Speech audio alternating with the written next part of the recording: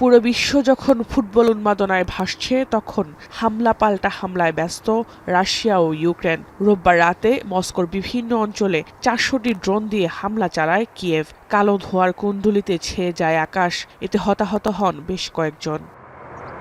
Nova LED TV, ঝকঝকে ছবি, নিখুঁত শব্দ, 5 বছরের ওয়ারেন্টি। নোভা মানে সঠিক মান, নিশ্চিত সেবা।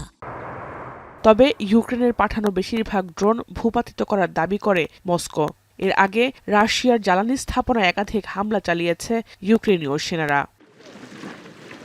জবাবে ইউক্রেনের ওদেসা বন্দরে নোঙর করা জাহাজে ড্রোন হামলা করে রাশিয়া। এতে নিহত হন বেশ কয়েকজন।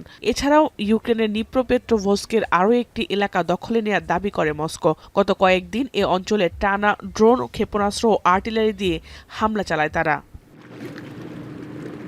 রাশিয়ার হামলা থেকে বাঁচতে জরুরি ভিত্তিতে আকাশ প্রতিরক্ষা ব্যবস্থার জন্য পশ্চিমা নেতাদের কাছে সহায়তা চান ইউক্রেনীয় প্রেসিডেন্ট ভলোদিমির জেলেনস্কি। Я дуже розраховую, що Міністерство закордонних справ України та інші এদিকে ইউক্রেনের বিরুদ্ধে যুদ্ধ করতে উত্তর কোরিয়াকে পাশে পাওয়ায় পিয়ংইয়ংকে ধন্যবাদ জানিয়েছেন রুশ প্রেসিডেন্ট ভ্লাদিমির পুতিন।